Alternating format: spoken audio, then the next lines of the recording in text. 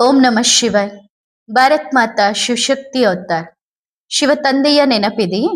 ಶಿವಬಾಬಾರವರ ವಾಣಿ. ಮುರಳಿಯ ದಿನಾಂಕ 19/7/2026. ಬೆಳಗಿನ ತರಗತಿ. Revise course 12/11/2023. ಓಂ ನಮಃ ಶಿವಾಯ. ಶ್ರೇಷ್ಠ ಪದವಿಗೆ ಆಧಾರ. ಜ್ಞಾನವೆಂಬ ತುಪ್ಪದಿಂದ ಅರ್ಧಕಲ್ಪದವರೆಗೆ ಆತ್ಮದ ಜ್ಯೋತಿಯನ್ನು ಬೆಳಗಿಸುವವರು, ಪ್ರತಿಯೊಬ್ಬ ಮಗುವನ್ನು ಮಹಾರಥಿಯ ದೃಷ್ಟಿಯಿಂದ ನೋಡುವವರು, ಎಲ್ಲರನ್ನು ವ್ಯರ್ಥದಿಂದ ಉಳಿಸಿ ಪ್ರತಿ ಹೆಜ್ಜೆಯಲ್ಲೂ ಮಾರ್ಗದರ್ಶನ ನೀಡುವ ಪರಮ ದಯಾಳು ಶಿವಬಾಬಾ ಹೇಳಿದರು. ಇಂದು ಬಾಪ್ತಾದ ತಮ್ಮ ಮಿನುಗುತ್ತಿರುವ ಜ್ಯೋತಿಗಳನ್ನು ಭೇಟಿ ಮಾಡಲು ಬಂದಿದ್ದಾರೆ. ಇಂದು ಬಾಪ್ತಾದ ಎಲ್ಲ ಮಕ್ಕಳ ಬೆಳಕನ್ನು ಪರೀಕ್ಷಿಸುತ್ತಿದ್ದರು. ಯಾರ ಬೆಳಕು ಎಷ್ಟು ತೇಜಸ್ಸಿನಿಂದ ಕೂಡಿದೆ, ಯಾರದ್ದು ಮಂದವಾಗಿದೆ, ಯಾರದ್ದು ತೀರಾ ಮಂದವಾಗಿದೆ. ಎಲ್ಲರಿಗೂ ಪ್ರೀತಿಯಂತೂ ತುಂಬಾ ಇದೆ, ನಿಶ್ಚಯವೂ ಇದೆ. ಹಾಗಾದರೆ ಇನ್ನು ಬಾಕಿ ಏನಿದೆ? ಒಳ್ಳೆಯದು.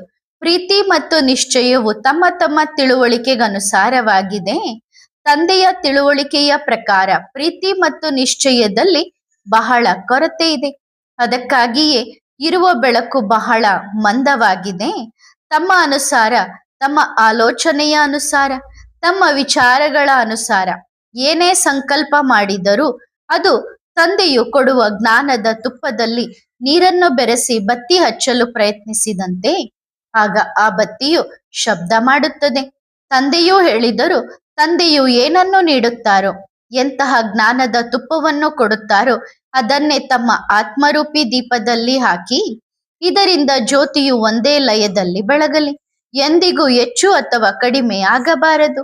ಕೆಲವೊಂದು ಮಕ್ಕಳ ಜ್ಯೋತಿಯಂತೂ ಸಂಪೂರ್ಣವಾಗಿ ಹಾರಿ ಹೋಗುತ್ತದೆ. ಮತ್ತೆ ಬೆಳಗಿಸಲು ಬಹಳ ಶ್ರಮ ಬೇಕಾಗುತ್ತದೆ. ಆದ್ದರಿಂದ ಇಂದು ಅಂತಹ ಮಕ್ಕಳನ್ನು ಭೇಟಿ ಮಾಡಲು ತಂದೆ ಬಂದಿದ್ದಾರೆ. ಪ್ರತಿಯೊಬ್ಬರೂ ಹೇಳುತ್ತಾರೆ, ಬಾಬಾ, ನನಗೆ ನಿಮ್ಮ ಮೇಲೆ ಬಹಳ ಪ್ರೀತಿ ಇದೆ ಎಂದು. ಆಗ ಬಾಬಾ ಹೇಳುತ್ತಾರೆ, ಪ್ರೀತಿಯಂತೂ ತಂದೆಗೂ ಇದೆ. ಅದಕ್ಕಾಗಿಯೇ ಮಕ್ಕಳನ್ನು ಭೇಟಿ ಮಾಡಲು ಬರುತ್ತಾರಲ್ಲವೇ.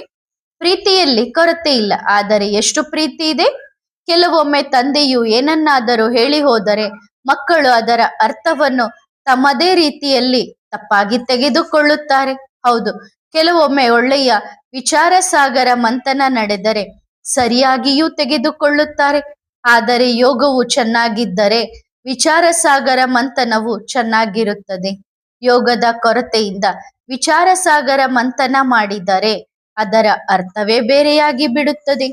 ಆದ್ದರಿಂದ ಬಾಪ್ತಾದ ಪ್ರತಿಯೊಬ್ಬ ಮಗುವಿಗೂ ಹೇಳುತ್ತಿರುವುದೇನೆಂದರೆ, ಇಲ್ಲಿರಲಿ ಅಥವಾ ಹೊರಗಿರಲಿ, ಯೋಗವಿಲ್ಲದೆ ವಿಚಾರ ಸಾಗರ ಮಂಥನ ಮಾಡುವುದು ಸರಿಯಲ್ಲ ಎಂದು ಪರಿಗಣಿಸಲಾಗುತ್ತದೆ. ಇಡೀ ದಿನವನ್ನು ಕೇವಲ ಒಬ್ಬರಿಗೊಬ್ಬರು ಮಾತನಾಡುವುದರಲ್ಲಿ ಕಳೆದು ಬಿಟ್ಟರೆ ವಿಚಾರ ಸಾಗರ ಮಂಥನ ಹೇಗೆ ಸರಿಯಾಗಿರಲು ಸಾಧ್ಯ? ಆದ್ದರಿಂದ ಮೊದಲು ಪ್ರೀತಿ ಮತ್ತು ನಂತರ ನಿಶ್ಚಯವನ್ನು ಶಕ್ತಿಗೊಳಿಸಿ. ಪ್ರೇಮದ ಕೊರತೆ ಇದ್ದರೆ ಬುದ್ಧಿಯು ಅತ್ತ ಇತ್ತ ಅಲೆಯುತ್ತಲೇ ಇರುತ್ತದೆ. ಇಂದು ಬಾಪ್ತಾದ ಪ್ರತಿಯೊಂದು ಆತ್ಮದಲ್ಲಿ ಜ್ಞಾನದ ತುಪ್ಪವನ್ನು ಹಾಕಲು ನಿಮ್ಮೊಂದಿಗೆ ದೀಪಾವಳಿಯನ್ನು ಆಚರಿಸಲು ಬಂದಿದ್ದಾರೆ. ನಿಮಗೆಲ್ಲರಿಗೂ ದೀಪಾವಳಿಯ ಶುಭಾಶಯಗಳು. ನೀವೆಲ್ಲ ಆತ್ಮಗಳ ಜ್ಯೋತಿಯು ಬೆಳಗುತ್ತಿರಲಿ. ನಿಮ್ಮ ಜ್ಯೋತಿಯಲ್ಲಿ ಜ್ಞಾನದ ತುಪ್ಪವು ಎಷ್ಟಿರಲಿ ಎಂದರೆ ಅರ್ಧಕಲ್ಪದ ಮಾತಿರಲಿ. ದ್ವಾಪರ ಯುಗದವರೆಗೂ ಆ ಜ್ಞಾನದ ತುಪ್ಪವು ಖಾಲಿಯಾಗಬಾರದು. ನಿಮ್ಮ ಜ್ಞಾನದ ತುಪ್ಪದ ಭಂಡಾರವು ಸದಾ ಭರ್ಪೂರವಾಗಿರಲಿ. ಇಂದು ತಂದೆಯು ಎಲ್ಲ ಮಕ್ಕಳಿಗೆ ಈ ವರದಾನವನ್ನು ನೀಡುತ್ತಿದ್ದಾರೆ. ಈಗ ನಿಮ್ಮ ಬುದ್ಧಿರೂಪಿ ಜೋಳಿಗೆಯನ್ನು ಹರಡಿ ಮತ್ತು ತಂದೆಯು ನೀಡಿದ್ದನ್ನು ಪಡೆದುಕೊಳ್ಳಿ. ನೀವು ಪಡೆದುಕೊಂಡರೆ ಮಾತ್ರ ತಂದೆಯು ಕೊಡುತ್ತಾರೆ. ನೀವು ಪಡೆದುಕೊಳ್ಳದಿದ್ದರೆ ಅದು ಇಲ್ಲೇ ಉಳಿದು ಹೋಯಿತು ಎಂದು ತಿಳಿದುಕೊಳ್ಳಿರಿ. ಆಗ ಅದು ಕೆಲಸಕ್ಕೆ ಹೇಗೆ ಬರುತ್ತದೆ? ದಾತನ ಮಕ್ಕಳು ಹೇಗಿರುತ್ತಾರೆ? ನೀಡುವವರಾಗಿರುತ್ತಾರೆ ಅಲ್ಲವೇ? ನೀವು ದಾತನ ಮಕ್ಕಳಲ್ಲವೇ? ಯಾರ್ಯಾರು ದಾತನ ಮಕ್ಕಳು? ಇನ್ನೊಮ್ಮೆ ಪರೀಕ್ಷಿಸಿಕೊಳ್ಳಿ. ದಾತನ ಮಕ್ಕಳೇ ಹೌದಾ? ದಾತನ ಮಕ್ಕಳ ಮನಸ್ಸಿನಲ್ಲಿ ಬೇಡುವ ಒಂದು ಆಲೋಚನೆಯೂ ಬರುವುದಿಲ್ಲ, ಒಂದು ಸಂಕಲ್ಪವೂ ಬರುವುದಿಲ್ಲ. ನೀವು ಅಂತಹವರೇ? ತಂದೆಯೂ ಹೇಳುತ್ತಾರೆ, ಒಂದು ವೇಳೆ ಬೇಡುತ್ತಿದ್ದರೆ ಅದು ಜ್ಞಾನವಿರಲಿ, ಲೌಕಿಕ ಹಣವಿರಲಿ ಅಥವಾ ಯಾವುದಾದರೂ ಇರಲಿ, ಅವರು ಇನ್ನೂ ದಾತಾನ ಮಕ್ಕಳಾಗಿ ಪೂರ್ಣವಾಗಿ ಬೆಳೆದಿಲ್ಲ ಮತ್ತು ಅವರು ದಾನಿಗಳಲ್ಲ. ವಾಣಿಯಿಂದ ಬೇಡುವುದು ಬಹಳ ದೂರದ ಮಾತು. ಮನಸ್ಸಿನಲ್ಲಿಯೂ ಸಹ ನನಗೆ ಬೇಕು ಎಂಬ ಸೂಕ್ಷ್ಮ ಸಂಕಲ್ಪ ಮೂಡಿದರೆ ತಂದೆಯೂ ಹೇಳುತ್ತಾರೆ, ಇವರು ಇನ್ನೂ ದಾತಾನ ಮಕ್ಕಳಲ್ಲ. ಪದೇ ಪದೇ ಬೇಡುವುದು ಈ ವಿಷಯದಲ್ಲಿ ಕಲಿಯಬೇಕೆಂದರೆ ಬ್ರಹ್ಮ ಬಾಬಾರವರನ್ನು ಅನುಸರಿಸಿ. ನಂಬರ್ 1 ಆತ್ಮನಿಂದ ಕಲಿಯಿರಿ ಮತ್ತು ಜಗದಂಬಾರಿಂದ ಕಲಿಯಿರಿ. ಅವರ ಬಳಿ ಏನೂ ಇಲ್ಲದಿದ್ದರೂ, ಒಂದು ಕಾಳು ಧಾನ್ಯವಿಲ್ಲದಿದ್ದರೂ ಸ್ಥೂಲದ ಮಾತು ಬಿಡಿ, ಸೂಕ್ಷ್ಮದಲ್ಲಿಯೂ ಎಂದಿಗೂ ಬೇಡುವ ಆಲೋಚನೆ ಬರಲಿಲ್ಲ. ಬ್ರಹ್ಮ ಬಾಬಾ ಎಂತಹ ಪರೀಕ್ಷೆಗಳನ್ನು ನೋಡಿದರು, ಆದರೆ ಎಂದಿಗೂ ಯಾರಿಗಾದರೂ ಅಥವಾ ಸರ್ಕಾರಕ್ಕೆ ಸಂದೇಶ ಕಳುಹಿಸಿ ನಮ್ಮಲ್ಲಿ ಧಾನ್ಯ ಮುಗಿದಿದೆ, ನಮಗೆ ಸ್ವಲ್ಪ ಸಹಾಯ ಮಾಡಿ ಎಂದು ಹೇಳುವ ವಿಚಾರ ಬರಲಿಲ್ಲ. ಮಾಡಬೇಕೆಂದರೆ ಬ್ರಹ್ಮ ಬಾಬಾರವರನ್ನು ಅನುಸರಿಸಿ ಎಂದಿಗೂ ವ್ಯರ್ಥ ಮಾಡಲಿಲ್ಲ. ವ್ಯರ್ಥ ಎಂದರೇನು? ನಿಮ್ಮ ಬಳಿ ಎಲ್ಲವೂ ಇದ್ದರೂ ಕಣ್ಣುಗಳು ನೋಡಿ ಮನಸ್ಸು ಆ ವಸ್ತುವನ್ನು ತೆಗೆದುಕೊಳ್ಳೋಣ ಎಂದು ಹೇಳಿದರೆ ಆ ವಸ್ತು ಈಗಾಗಲೇ ನಿಮ್ಮ ಬಳಿ ಇದ್ದರೆ, ಇದನ್ನು ಬಾಬಾ ಹೇಳುತ್ತಾರೆ, ನೀವು ಬಳಸುತ್ತಿರುವ ಧನವು ಅಂದರೆ ಹಣವು ತಂದೆಯದ್ದೇ ಆಗಿದೆ ಮತ್ತು ಈಗ ನೀವು ಅದನ್ನು ವ್ಯರ್ಥ ಮಾಡುತ್ತಿದ್ದೀರಿ. ಎಲ್ಲಾ ಮಕ್ಕಳು ಪರೀಕ್ಷಿಸಿಕೊಳ್ಳಿ, ಇದು ಮಹಾರಥಿಯ ಗುರುತು. ಒಬ್ಬ 15 ವರ್ಷದ ಮಗುವಿರಲಿ ಅಥವಾ 20 ವರ್ಷದ ಮಗಳಿರಲಿ, ತಂದೆಯ ದೃಷ್ಟಿಯಲ್ಲಿ ಯಾರು ತಂದೆಯ ಯಜ್ಞವನ್ನು ಸಫಲ ಮಾಡುತ್ತಾರೋ ಅವರನ್ನು ತಂದೆಯು ಮಹಾರಥಿ ಎಂದು ಕರೆಯುತ್ತಾರೆ. ಶರೀರದ ಅಥವಾ ಜ್ಞಾನದ ವಯಸ್ಸು ಎಷ್ಟೇ ದೊಡ್ಡದಾಗಿರಲಿ, ಒಂದು ವೇಳೆ ಈಗಲೂ ವ್ಯರ್ಥ ಮಾಡುತ್ತಿದ್ದರೆ ಅವರು ಎಂದಿಗೂ ಮಹಾರಥಿಯಾಗಲು ಸಾಧ್ಯವಿಲ್ಲ. ಏಕೆಂದರೆ ತಮ್ಮ ಮನಸ್ಸಿನ ಮೇಲೆ ನಿಯಂತ್ರಣವೇ ಇಲ್ಲ. ನಿಯಂತ್ರಣವಿಲ್ಲದಿದ್ದರೆ ಮಹಾರಥಿಯಾಗುವುದು ಹೇಗೆ? ಮಹಾರಥಿಯ ಗುರುತು ಎಂದರೆ ತಂದೆಗೆ ಸಮರ್ಪಣೆ. ತಂದೆಯೂ ಹೇಳಿದ್ದಕ್ಕೆ ಜಿ ಬಾಬಾ ಎನ್ನುವುದು. ಸರಿತಾನೆ? ಇಂದು ತಂದೆಯೂ ಹೇಳಿದರು, ನೀವು ವ್ಯರ್ಥ ಮಾಡಬಾರದು ಮತ್ತು ನಿಮಗೆ ಅಗತ್ಯವಿದ್ದರೆ ಖಂಡಿತವಾಗಿ ತೆಗೆದುಕೊಳ್ಳಿ. ಇಂದು ನಾವು ಈ ವಿಷಯಗಳನ್ನೆಲ್ಲ ಏಕೆ ಹೇಳುತ್ತಿದ್ದೇವೆ ಗೊತ್ತಾ? ಏಕೆಂದರೆ ಜಗದಂಬ ತಿಳುವಳಿಕೆ ಕೊಟ್ಟರು. ಮಕ್ಕಳು ತಮ್ಮ ಮನಮತವನ್ನೇ ನಡೆಸುತ್ತಾರೆ. ಅಂದ್ರೆ ಮೈಯ ತಿಳಿಸಿ ಹೇಳಿದ್ರೂ ಕೂಡ ಮಕ್ಕಳು ತಮ್ಮ ಮನಮತವನ್ನೇ ನಡೆಸುತ್ತಾರೆ. ಜಗದಂಬ ವಿಷಯವನ್ನು ಪ್ರಜಾಪಿತ ಬ್ರಹ್ಮ ಬಾಬಾರಿಗೆ ತಿಳಿಸುತ್ತಾರೆ. ಆಗ ನಾವು ಅವರಿಗೆ ನಿರ್ದೇಶನ ನೀಡುತ್ತೇವೆ, ಹೋಗಿ ಮಕ್ಕಳ ಭಾಗ್ಯವನ್ನು ರೂಪಿಸಿ. ಒಂದು ವೇಳೆ ವರ್ತಮಾನ ಸಮಯದಲ್ಲಿ ಅವರಿಗೆ ನಿರ್ದೇಶನ ಸಿಗದಿದ್ದರೆ ಅವರ ಪದವಿಯು ಬಹಳ ಕೆಳಮಟ್ಟಕ್ಕೆ ಹೋಗುತ್ತದೆ. ಜಗದಂಬೆ ಕೂಡ ಪ್ರಯತ್ನಿಸಿದರು, ಬ್ರಹ್ಮ ಬಾಬಾ ಕೂಡ ಪ್ರಯತ್ನಿಸಿದರು. ಈಗ ಬ್ರಹ್ಮ ಬಾಬಾ ವಿಷಯವನ್ನು ಮುಂದೆ ತಂದರು. ಬಾಬಾ, ನಾವು ಬಹಳ ತಿಳುವಳಿಕೆ ನೀಡುತ್ತೇವೆ, ಆದರೆ ಮಕ್ಕಳು ಇದ್ದಂತೆಯೇ ಇದ್ದಾರೆ. ಈ ವಿಷಯದಲ್ಲಿ ಸ್ವಲ್ಪವೂ ಬದಲಾಗುತ್ತಿಲ್ಲ ಎಂದು. ಈಗ ನಮ್ಮ ನಂತರ ವಿಷಯವನ್ನು ಮುಂದೆ ಕೊಂಡೊಯ್ಯಲು ಯಾರೂ ಇಲ್ಲ. ಈಗ ಇವು ಬಹಳ ಸಣ್ಣ ವಿಷಯಗಳು. ಆದರೆ ಆಶ್ಚರ್ಯದ ಸಂಗತಿ ಎಂದರೆ ಈ ಸಣ್ಣ ಸಣ್ಣ ವಿಷಯಗಳನ್ನು ತಂದೆಯೇ ಕುಳಿತು ವಿವರಿಸಬೇಕಾಗಿದೆ. ಇದಕ್ಕೆ ಜ್ಞಾನದೊಂದಿಗೆ ಯಾವುದೇ ಸಂಬಂಧವಿಲ್ಲ. ಇದು ಸೇವೆಯಾಗಿದೆ. ಇದು ನಮ್ಮ ಭಾಗ್ಯವನ್ನು ಕಳೆದುಕೊಳ್ಳುವಂತೆ ಮಾಡುತ್ತದೆ.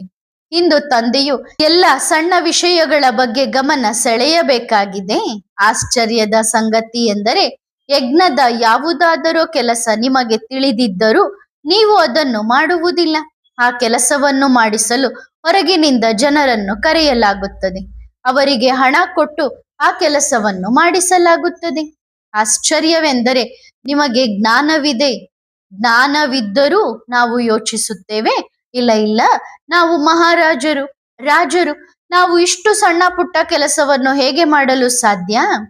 ತಂದೆಯಂತೂ ಮಾಡಿಸಿಕೊಳ್ಳುತ್ತಾರೆ. ಆದರೆ ನಿಮ್ಮ ಗತಿ ಏನಾಗುತ್ತದೆ?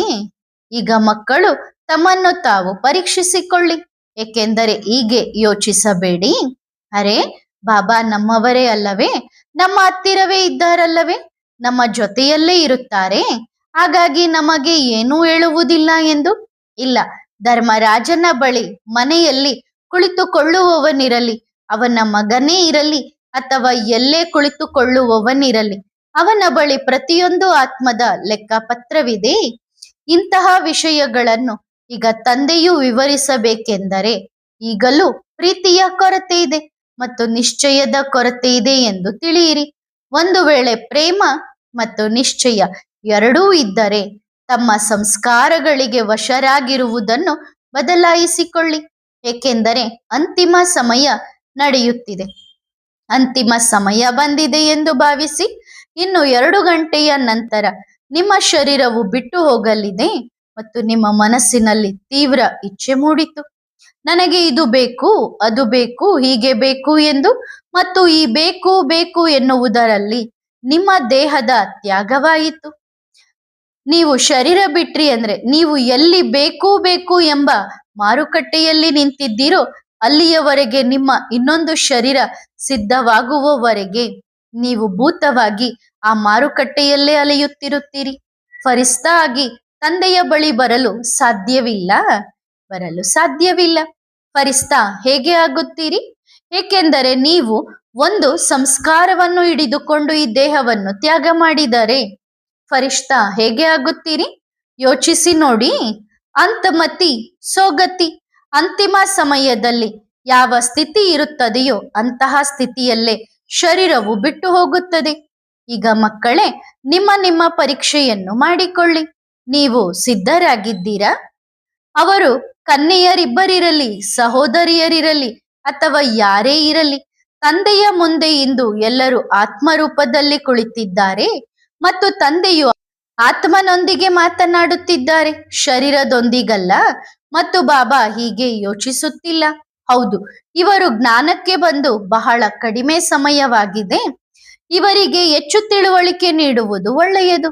ಇವರು ಬಹಳ ಹಳೆಯವರು, ಅಂದ್ರೆ ಹಳಬರು, ಹಾಗಾಗಿ ಇವರಿಗೆ ತಿಳುವಳಿಕೆ ಕಡಿಮೆ ಎಂದು ಇಲ್ಲ. ಇಂದು ಬಾಬನ ದೃಷ್ಟಿಯಲ್ಲಿ ಮತ್ತು ತಂದೆಯ ಸಾಲಿನಲ್ಲಿ ಎಲ್ಲರೂ ಸಮಾನವಾಗಿ ಕುಳಿತಿದ್ದಾರೆ.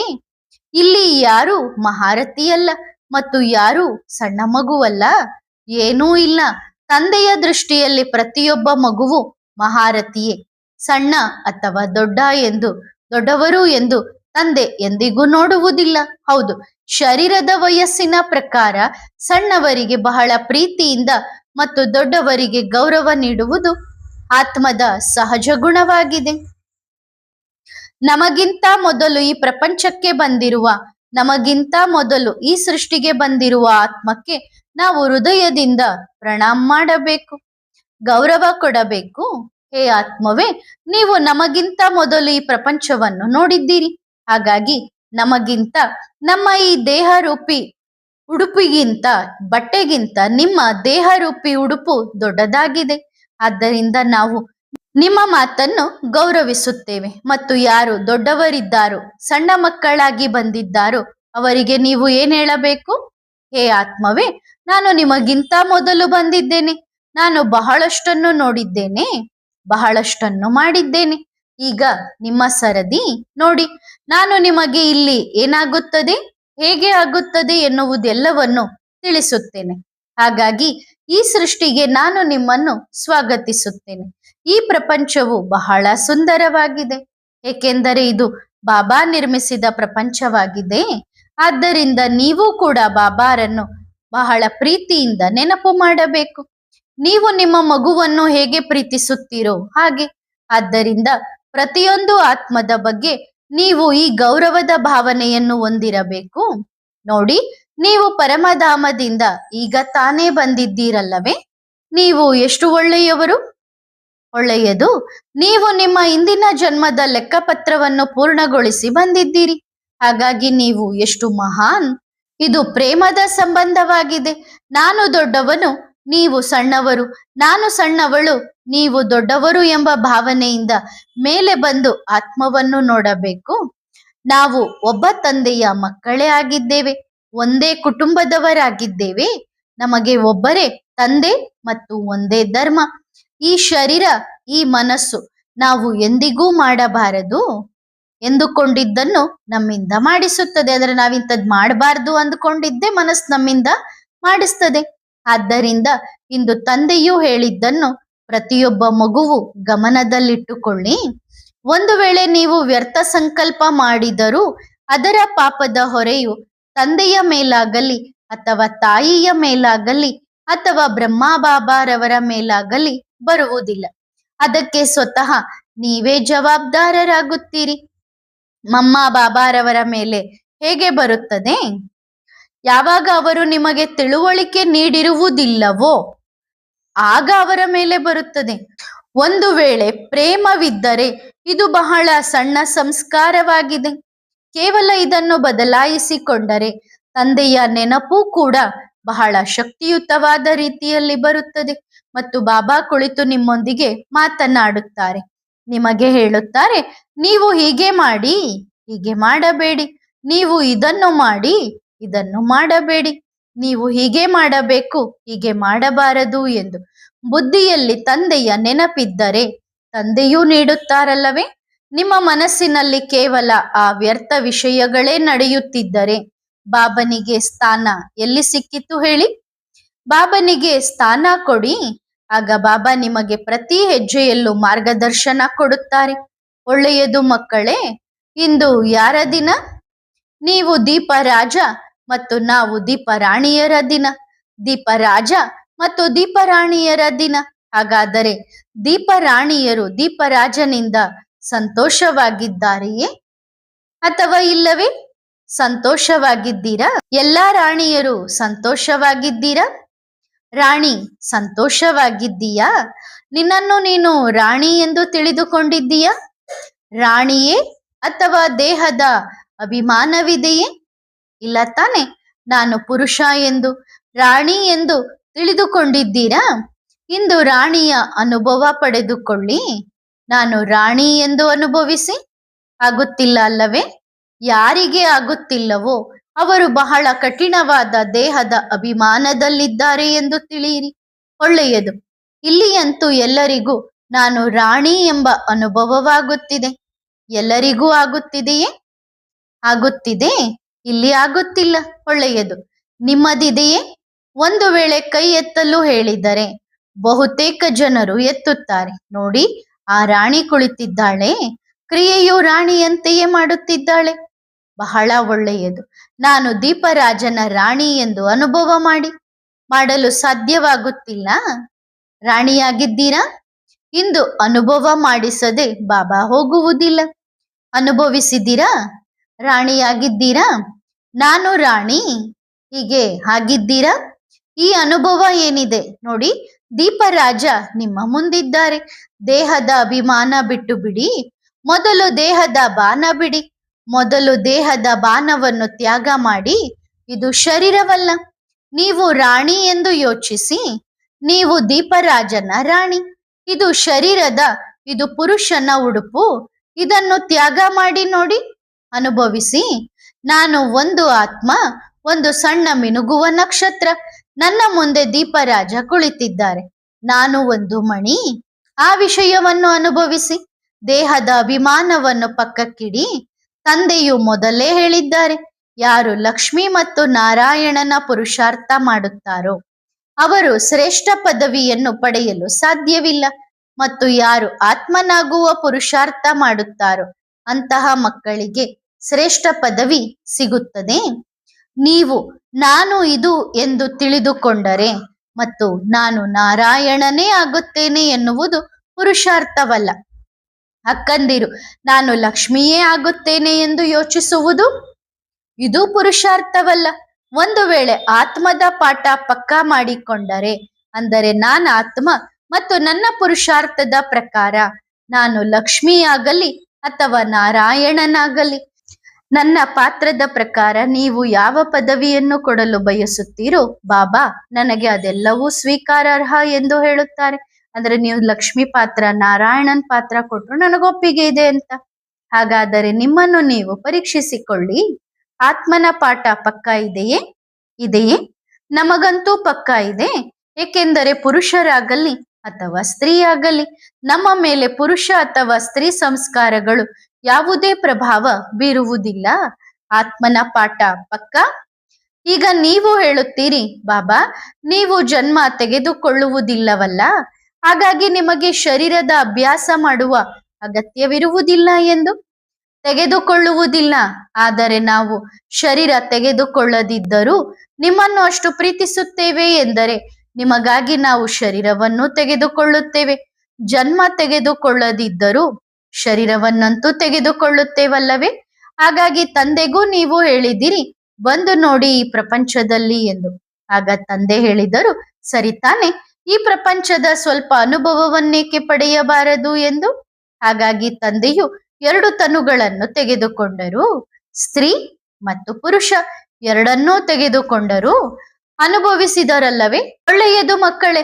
ಅಂತಹ ದೀಪರಾಣಿಯರಿಗೆ ದೀಪರಾಜ ಬಾಪ್ದಾದಾರವರ ಅತ್ಯಂತ ಮಧುರ ನೆನಪು, ಪ್ರೀತಿ ಮತ್ತು ಮಹಾಲಕ್ಷ್ಮಿಯ ಕಡೆಯಿಂದ ಹಾಗೂ ತಂದೆಯ ಕಡೆಯಿಂದ ಗುಡ್ ಮಾರ್ನಿಂಗ್.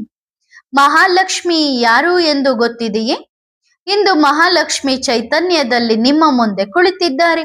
ಇದು ನಿಶ್ಚಯವಿದೆಯೇ ಅಥವಾ ಆಗಾಗ್ಗೆ ಸ್ವಲ್ಪ ಸಂಶಯ ಬರುತ್ತದೆಯೇ? ಅನೇಕ ಮಕ್ಕಳು ಹೇಳುತ್ತಾರೆ, ಈಗ ಮಮ್ಮ ಪುರುಷಾರ್ಥಿಯಲ್ಲವೇ, ಅದಕ್ಕಾಗಿ ಅವರು ಸಾಧಾರಣವಾಗಿಯೇ ಇರುತ್ತಾರೆ ಎಂದು. ಅವರು ಸಾಧಾರಣವಾಗಿದ್ದಾರೆ, ಪುರುಷಾರ್ಥಿಯೂ ಆಗಿದ್ದಾರೆ. ಆದರೆ ಯಾವ ಆತ್ಮವಿದೆಯೋ ಅದು ಬದಲಾಗಲು ಸಾಧ್ಯವಿಲ್ಲವಲ್ಲ. ಆತ್ಮವು ಅದೇ ಆಗಿದೆ. ನೀವು ಸಾಧಾರಣವಾಗಿ ನೋಡಿದರೂ ಆತ್ಮವು ಅದೇ ಅಲ್ಲವೇ? ಪುರುಷಾರ್ಥಿಯಾಗಿದ್ದಾರೆ.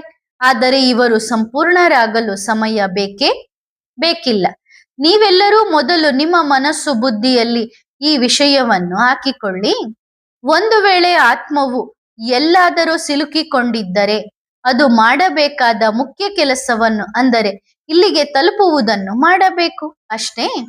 ಆ ಕೆಲಸಕ್ಕಾಗಿ ಅದು ಅತ್ತ ಇತ್ತ ಎಲ್ಲಾದರೂ ಗೊಂದಲದಲ್ಲಿದೆ ಎಂದು ಹೇಳಿ ಅಥವಾ ಹೇಗೆ ಬೇಕಾದರೂ ಹೇಳಿ, ಆದರೆ ಅದರ ಕರ್ತವ್ಯ ಮತ್ತು ಆ ಸಮಯಕ್ಕೆ ಸರಿಯಾಗಿಯೇ ಪೂರ್ಣಗೊಳ್ಳುತ್ತದೆ.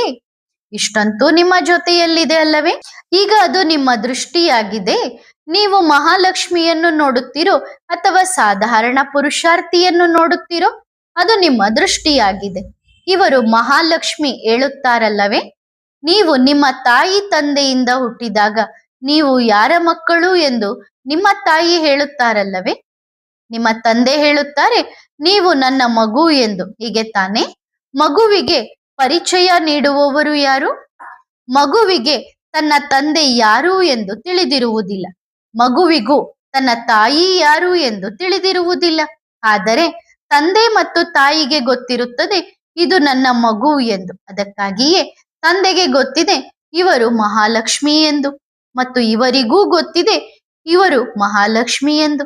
ನಿಮಗೂ ಗೊತ್ತಿದೆ ಇವರು ಮಹಾಲಕ್ಷ್ಮಿ ಎಂದು. ಇಂದು ಇಡೀ ಭಾರತ ವರ್ಷದಲ್ಲಿ, ಅಂದ್ರೆ ಭಾರತದಾದ್ಯಂತ ಎಲ್ಲರೂ ಯಾರ ಪೂಜೆ ಮಾಡುತ್ತಾರೆ? ಮಹಾಲಕ್ಷ್ಮಿಯ ಪೂಜೆ ಮಾಡುತ್ತಿದ್ದಾರೆ.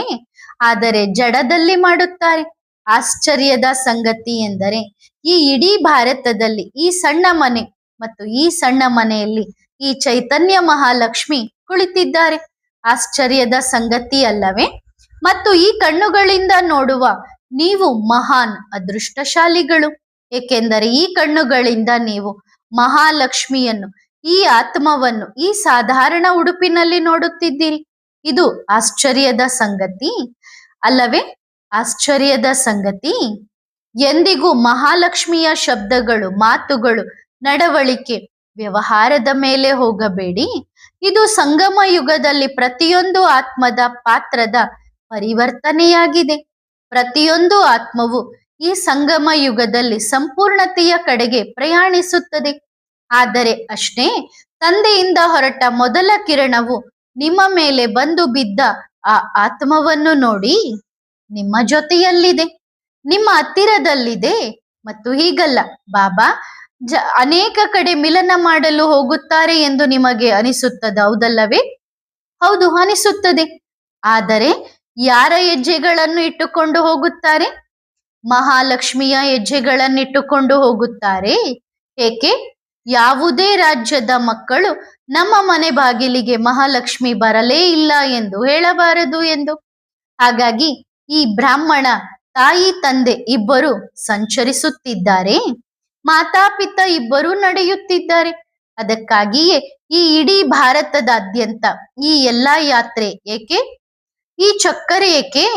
ಏಕೆಂದರೆ ಯಾರೂ ಕೂಡ ನಮ್ಮ ರಾಜ್ಯಕ್ಕೆ ಬರಲಿಲ್ಲ, ನಮ್ಮ ಸ್ಥಾನಕ್ಕೆ ಮಹಾಲಕ್ಷ್ಮಿ ಬರಲಿಲ್ಲ ಎಂದು ಹೇಳಬಾರದು ಎಂದು. ಆಶ್ಚರ್ಯದ ಸಂಗತಿ ಎಂದರೆ ನಡೆದಾಡುವ ದೇವತೆಗಳು ಬಂದಾಗ ಯಾರೂ ನಂಬುವುದಿಲ್ಲ. ಆದರೆ ಜಡಮೂರ್ತಿಗಳ ಮೇಲೆ ಏನೇನೋ ಮಾಡುವುದಿಲ್ಲ, ಎಷ್ಟು ಪೂಜೆ ಮಾಡುತ್ತಾರಲ್ಲವೇ? ಮತ್ತು ಒಳ್ಳೆಯದು. ಅವರು ಹೋದಾಗ ಅವರ ಪೂಜೆ ಮಾಡುತ್ತಾರೆ, ಆಗ ಅವರ ಕಣ್ಣು ತೆರೆಯುತ್ತದೆ. ಒಳ್ಳೆಯದು. ಈ ಮಹಾಲಕ್ಷ್ಮಿ ನಮ್ಮ ಹತ್ತಿರವೇ ಇದ್ದರೂ ನಾವು ಎಷ್ಟು ಮೂರ್ಖರಾಗಿದ್ದೆವು, ನಾವು ಇವರನ್ನು ಗುರುತಿಸಲೇ ಇಲ್ಲ ಎಂದು. ಹಾಗಾದರೆ ನಿಮ್ಮ ಹತ್ತಿರ ಮಹಾಲಕ್ಷ್ಮಿ ಯಾವುದರಲ್ಲಿ ಬಂದಿದ್ದಾರೆ? ಚೈತನ್ಯದಲ್ಲಿ ಬಂದಿದ್ದಾರೆ. ಈ ವಿಷಯವನ್ನು ಯಾವಾಗಲೂ ಬುದ್ಧಿಯಲ್ಲಿಟ್ಟುಕೊಳ್ಳಿ. ಮಹಾಲಕ್ಷ್ಮಿ ಎಂದರೆ ಮಹಾದಾನಿ. ತಂದೆಯ ನಂತರ ಮಹಾದಾನಿಗಳಲ್ಲಿ ಯಾರ ಹೆಸರು ಬರುತ್ತದೆ? ಮಹಾಲಕ್ಷ್ಮಿಯ ಹೆಸರು ಬರುತ್ತದೆ. ಹಾಗಾಗಿ ಅನೇಕ ಮಕ್ಕಳು ಹೇಳುತ್ತಾರೆ, ಬಾಬಾ ಇದು ನನ್ನ ವಸ್ತು, ನನ್ನ ಪದಾರ್ಥ ಎಂದು. ಬಾಬಾ ಹೇಳಿದರಲ್ಲವೇ, ಇದು ನಿಮ್ಮ ತಪ್ಪು ತಿಳುವಳಿಕೆ. ಇದು ಮಹಾಲಕ್ಷ್ಮಿಯದ್ದಾಗಿತ್ತು, ಆದರೆ ಅವಳು ನಿಮಗೆ ನೀಡಿದ್ದಾಳೆ. ಅದು ಈಗ ನಿಮ್ಮದಾಗಿತ್ತು. ಆದರೆ ಅವರು ಸಮಯದ ಬಗ್ಗೆ ಬಹಳ ವಿಶೇಷ ಗಮನ ಹರಿಸುತ್ತಾರೆ. ಅಂದ್ರೆ ಮಹಾಲಕ್ಷ್ಮಿ ಸಮಯದ ಕಡೆಗೆ ಬಹಳ ಗಮನ ಹರಿಸುತ್ತಾರೆ. ಸಮಯ ಮುಗಿಯಿತು, ಆ ವಸ್ತು ತಾನಾಗಿಯೇ ತನ್ನಷ್ಟಕ್ಕೆ ತಾನೇ ಬರುತ್ತದೆ. ಹೇಗೆ? ನೀವು ಯಾರ ಬಳಿಯಾದರೂ ಏನಾದರೂ ಸಾಮಾನು ಇಟ್ಟರೆ ನೀವು ಹೇಳಿದ್ದೀರಿ, ನಾನು ಇದನ್ನು 2 ವರ್ಷಗಳ ಕಾಲ ನಿಮ್ಮ ಹತ್ತಿರ ಇಡುತ್ತಿದ್ದೇನೆ ಎಂದು, ಅಥವಾ 10 ವರ್ಷಗಳ ಕಾಲ ಇಡುತ್ತಿದ್ದೇನೆ ಎಂದು, ಸರಿ ತಾನೆ? ಮತ್ತು ಅದರ ನಂತರವೂ ನೀವು ಇಟ್ಟಿದ್ದೀರಿ, ಅದರ ಮೇಲೆ ನಿಮ್ಮದಾಗಿಸಿಕೊಂಡಿದ್ದೀರಿ. ಆದರೆ ಈಗ ಅದನ್ನು ಮರಳಿ ನೀಡುವ ಸಮಯ ಬಂದಿದೆ. ಹಾಗಾಗಿ ಇದು ಮಹಾಲಕ್ಷ್ಮಿ. ಅಂದ್ರೆ ನಮ್ಮ ಹತ್ರ ಏನೆಲ್ಲ ವಸ್ತುಗಳಿದೆ ಅದನ್ನ ಕಾಪಾಡ್ಲಿಕ್ಕೆ ಕೊಟ್ಟಂತದ್ದದು. ಆದ್ರೆ ನಾವ್ ಅದನ್ನ ನಮ್ದು ಅಂತ ಅನ್ಕೊಂಡ್ ಕುತ್ಕೊಂಡಿದ್ದೀವಿ. ಆದ್ರೆ ಈಗ ವಾಪಸ್ ಮಹಾಲಕ್ಷ್ಮಿಗೆ ಕೊಡುವ ಸಮಯ ಬಂದಿದೆ. ಏಕೆಂದರೆ ಮರಳಿ ನೀಡದಿದ್ದರೆ ತಂದೆಯಂತೂ ಕುಳಿತಿದ್ದಾರಲ್ಲವೇ, ಬಾಬಾ ಎಂದಿಗೂ ಕಸಿದುಕೊಳ್ಳುವುದಿಲ್ಲ. ಡ್ರಾಮವೇ ಹಾಗೆ ನಿರ್ಮಿತವಾಗಿದೆ. ಒಳ್ಳೆಯದು ಮಕ್ಕಳೇ, ಮತ್ತೆ ಸಿಗೋಣವೇ? ಜಿ ಬಾಬಾ, ಇಂದು ಹೇಳಿದ್ದನ್ನು ಪೂರ್ಣಗೊಳಿಸುತ್ತೀರಾ? ಜಿ ಬಾಬಾ, ಹಾಗಾದರೆ ಮುಂದಿನ ಬಾರಿ ಸಿಗೋಣ. ಮಕ್ಕಳೇ, ನೀವು ಹೇಳುತ್ತೀರಿ ಪ್ರೀತಿಯಲ್ಲಿ ಬಹಳ ಶಕ್ತಿ ಇದೆ, ಪ್ರೀತಿಯ ಶಕ್ತಿಯನ್ನು ಯಾರೂ ಸೋಲಿಸಲು ಸಾಧ್ಯವಿಲ್ಲ ಎಂದು. ಎಷ್ಟೇ ಎಡರು ತೊಡರುಗಳು ಬಂದರೂ, ಏನೇ ಮಾಡಬೇಕಾದರೂ ಪ್ರೇಮವು ಅಂತಹ ಶಕ್ತಿಯಾಗಿದೆ, ಹೀಗೆ ಹೇಳುತ್ತಾರಲ್ಲವೇ? ಹಾಗಾದರೆ ನಿಮಗೆ ತಂದೆಯ ಮೇಲೆ ಪ್ರೀತಿ ಇದೆಯೇ? ಹಾಗಾದರೆ ಪ್ರೀತಿಯಲ್ಲಿ ನಾವು ನಮ್ಮ ಸಣ್ಣ ಪುಟ್ಟ ಸಂಸ್ಕಾರಗಳನ್ನು ಬದಲಾಯಿಸಿಕೊಳ್ಳಲು ಸಾಧ್ಯವಿಲ್ಲವೇ? ನಾವು ಮಹಾರಾಜರಾಗುವ ಗುರಿಯನ್ನು ಹೊಂದಿದ್ದೇವೆಯೇ? ಆದರೆ ನಾವು ಒಂದು ಸಣ್ಣ ಸಂಸ್ಕಾರಕ್ಕೆ ವಶರಾಗಿದ್ದೇವೆಯೇ? ಒಂದು ಮೋಹಕ್ಕೆ ವಶರಾಗಿದ್ದೇವೆ, ಅಥವಾ ಒಂದು ನಮ್ಮ ಅಭ್ಯಾಸಕ್ಕೆ ವಶರಾಗಿದ್ದೇವೆಯೇ? ಇಷ್ಟು ದೊಡ್ಡ ಮಹಾರಾಜರಾಗುವವರಿದ್ದ ಮೇಲೆ ಒಂದು ಸಣ್ಣ ವಿಷಯವನ್ನು ಬದಲಾಯಿಸಿಕೊಳ್ಳಲು ಸಾಧ್ಯವಿಲ್ಲವೇ? ಒಳ್ಳೆಯದು, ನೀವು ಬದಲಾಯಿಸಿಕೊಂಡು ನೋಡಿ. ತಂದೆಯು ಜವಾಬ್ದಾರಿ ತೆಗೆದುಕೊಳ್ಳುತ್ತಾರೆ. ಯಾವುದೇ ಮಗು ಹಸಿವಿನಿಂದ ಸಾಯುವುದಿಲ್ಲ. ಅಂತ್ಯದವರೆಗೆ, ಈ ಸೃಷ್ಟಿಯಲ್ಲಿ ಈ ಧಾನ್ಯವಿರುವವರೆಗೆ ಮತ್ತು ಅದರ ನಂತರ ನಿಮಗೆ ಬೇರೆ ಊಟವನ್ನು ಉಣಿಸುತ್ತಾರೆ. ಇದು ತಂದೆಯ ಭರವಸೆ. ಆದರೆ ನೀವು ನಿಮ್ಮ ಭರವಸೆಯನ್ನು ಉಳಿಸಿಕೊಳ್ಳಿ, ನೀವು ಬದಲಾಯಿಸಿಕೊಂಡು ನೋಡಿ. ಪ್ರೀತಿಯು ಅಂತಹ ಹಸಿ ದಾರವಲ್ಲವಲ್ಲ. ಪ್ರೀತಿಯ ಪ್ರಪಂಚವು ಬರುತ್ತಿದೆ. ಎಲ್ಲಿ ನಿಸ್ವಾರ್ಥ ಪ್ರೇಮವಿರುತ್ತದೆಯೋ ಅಲ್ಲಿ ನಾವು ಯಾರೊಂದಿಗಾದರೂ ಮಾತನಾಡಿದರೂ ಅಥವಾ ಯಾರಿಗಾದರೂ ಸಹಕಾರ ನೀಡಿದರೂ ಯೋಚಿಸುತ್ತೇವೆ, ಇದರಿಂದ ಏನಾದರೂ ಸಿಗುತ್ತದೆಯೇ? ಇವರಿಗೆ ಸಹಯೋಗ ಕೊಡುತ್ತಿದ್ದೇನೆ, ಏನಾದರೂ ಮತ್ತೆ ಪಡೆಯುತ್ತೇನೆ ಎಂದು. ನಾವು ಇಷ್ಟು ಸಹಯೋಗ ಕೊಟ್ಟಿದ್ದೇವೆ ಅಂದ ಮೇಲೆ ಏನನ್ನು ಪಡೆಯದೆ ಬಿಡುತ್ತೇವೆಯೇ? ಹೀಗಾಗಬಾರದು. ಇದು ಪ್ರೀತಿಯಲ್ಲ, ಇದು ಸ್ವಾರ್ಥ. ನಾನ್ ಸಹಯೋಗ ಕೊಟ್ಟಿನಿ ಅಂದ ಮೇಲೆ ಅವ್ರ ಅದಕ್ಕೆ ರಿಟರ್ನ್ ನನಗೇನಾದ್ರೂ ಕೊಡ್ಲೇಬೇಕು ಅನ್ನೋದು ಸ್ವಾರ್ಥ. ಮತ್ತು ಸತ್ಯಯುಗದಲ್ಲೇನಾಗುತ್ತದೆ? ನಿಸ್ವಾರ್ಥವಾಗಿರುತ್ತದೆ. ಒಳ್ಳೆಯದು. ಹಾಗಾದರೆ ನೀವು ಸತ್ಯಯುಗಕ್ಕೆ ಹೋಗುವವರಲ್ಲವೇ? ಹಾಗಾದರೆ ನಿಮ್ಮ ಆಳವಾದ ಪರೀಕ್ಷೆ ಆಗುತ್ತದೆ. ಎಂತಹ ಪರೀಕ್ಷೆ? ಆಳವಾದ ಪರೀಕ್ಷೆ ಆಗುತ್ತದೆ. ಈ ಪ್ರಪಂಚದ ಪರೀಕ್ಷೆಯಲ್ಲಿ ನಿಮ್ಮ ಜೇಬನ್ನು ಪರೀಕ್ಷಿಸುತ್ತಾರೆ, ಎಷ್ಟಿದೆ, ಏನಿದೆ ಎಂದು. ಆದರೆ ಈ ಸತ್ಯಯುಗದ ಗೇಟ್ನಲ್ಲಿ ಪ್ರವೇಶ ಮಾಡುವಾಗ ಪರೀಕ್ಷೆ ಆಗುತ್ತದಲ್ಲವೇ? ಆಗ ಆತ್ಮದ ಜೇಬನ್ನು ಪರೀಕ್ಷಿಸುತ್ತಾರೆ. ಇದರಲ್ಲೇನಿದೆ, ಏನಿಲ್ಲ ಎಂದು ಎಲ್ಲವನ್ನೂ ಅಲ್ಲೇ ತೆಗೆಸುತ್ತಾರೆ. ಎಲ್ಲಿ? ಧರ್ಮರಾಜ್ಪುರಿಯಲ್ಲಿ ಜೇಬನ್ನು ಖಾಲಿ ಮಾಡಿಸುತ್ತಾರೆ. ಕೆಲವರು ಇನ್ನೂ ಒಳಗಿನ ಜೇಬಿನಲ್ಲಿ ಹಾಕಿಟ್ಟುಕೊಂಡಿರುತ್ತಾರೆ. ಆಗ ಶಂಕರಪುರಿಯಲ್ಲಿ ಇಡೀ ಖಾತೆ ನಾಶ. ಏನೂ ಇಲ್ಲ, ಒಂದು ಕಾಳು ಧಾನ್ಯವೂ ಇಲ್ಲ. ಆಗ ಜೇಬು ಅಲ್ಲಿ ಖಾಲಿಯಾಗುತ್ತದೆ. ಹಾಗಾದರೆ ಎಲ್ಲಾ ಮಾಲನ್ನು ತುಂಬಿಕೊಂಡು ಹೋಗುವುದರಿಂದ ಏನು ಪ್ರಯೋಜನ? ಅದನ್ನು ಖಾಲಿ ಮಾಡಲೇಬೇಕಾದಾಗ ತುಂಬಿಕೊಳ್ಳುವುದೇನು ಪ್ರಯೋಜನ? ಏನೂ ಪ್ರಯೋಜನವಿಲ್ಲ. ಏಕೆಂದರೆ ಎಲ್ಲಾ ಜೇಬು ಇಲ್ಲೇ ಖಾಲಿಯಾಗುತ್ತದೆ. ನೀವು ಹುಟ್ಟಿದಾಗ ಜೇಬನ್ನು ತಂದಿದ್ದೀರಾ? ಪ್ರಪಂಚಕ್ಕೆ ಬಂದಾಗ ಎಲ್ಲಾದರೂ ಜೇಬು ಇತ್ತೆ? ಒಳ್ಳೆಯದು. ಈಗ ಮತ್ತೆ ಹೋಗುವಾಗ ನಿಮ್ಮ ಎಲ್ಲಾ ಜೇಬನ್ನು ಖಾಲಿ ಮಾಡಲಾಗುತ್ತದೆ. ನಿಮ್ಮ ಕೈ ಕಾಲುಗಳಲ್ಲಿ ಸಣ್ಣ ಪುಟ್ಟ ಚಿನ್ನ ಬೆಳ್ಳಿ ಏನಾದರೂ ಇದ್ದರೂ ಅದನ್ನು ಕೂಡ ತೆಗೆಯಲಾಗುತ್ತದೆ. ನಿಮ್ಮ ಜೇಬಿನಲ್ಲಿ ಒಂದೆರಡು ನಾಣ್ಯಗಳಿದ್ದರೂ ಅದನ್ನು ಕೂಡ ಖಾಲಿ ಮಾಡಲಾಗುತ್ತದೆ. ಹೋಗುವಾಗ ಜೇಬಿರುತ್ತದೆಯೇ? ಇರುತ್ತದೆಯೇ? ಇಲ್ಲವಲ್ಲ. ಹಾಗಾದರೆ ಇಷ್ಟೆಲ್ಲ ಗಲಾಟೆ ಯಾವುದಕ್ಕಾಗಿ? ಏಕೆ? ಒಳ್ಳೆಯದು ಮಕ್ಕಳೇ, ಮತ್ತೆ ಸಿಗೋಣ. ಆತ್ಮಿಕ ಮಕ್ಕಳು ಆತ್ಮಿಕ ಮಾತ್ಪಿತಾ ಬಾಪ್ದಾದಾರವರಿಗೆ ಮಾಡುವ ನೆನಪು, ಪ್ರೀತಿ ಮತ್ತು ನಮಸ್ತೆ. ಧನ್ಯವಾದ ಬಾಬಾ, ಶುಕ್ರಿಯ. ವರದಾನ: ಪುಣ್ಯಾತ್ಮ ಭವ. ನೀವು ಮಕ್ಕಳು ಸ್ವಮಾನಧಾರಿ ಪುಣ್ಯಾತ್ಮರಾಗಿದ್ದೀರಾ. ಪುಣ್ಯಾತ್ಮನ ಕೆಲಸವೇನು? ಬಿದ್ದವರನ್ನು ಮೇಲೆತ್ತುವುದು, ಸಹಯೋಗಿಯನ್ನಾಗಿ ಮಾಡುವುದು. ಹೊರತು ಏಕೆ ಬಿದ್ದನು? ಬೀಳಲೇಬೇಕು. ಕರ್ಮದ ಫಲ ಅನುಭವಿಸುತ್ತಿದ್ದಾನೆ, ಮಾಡಿದ್ದಾನೆ, ಉಣ್ಣುತ್ತಾನೆ. ಇದು ಸ್ವಮಾನಧಾರಿ ಪುಣ್ಯಾತ್ಮನ ಸಂಕಲ್ಪದಲ್ಲಿಯೂ ಯಾರ ಬಗ್ಗೆಯೂ ಇಂತಹ ಸಂಕಲ್ಪ ಅಥವಾ ಮಾತು ಹೊರಬರಲು ಸಾಧ್ಯವಿಲ್ಲ.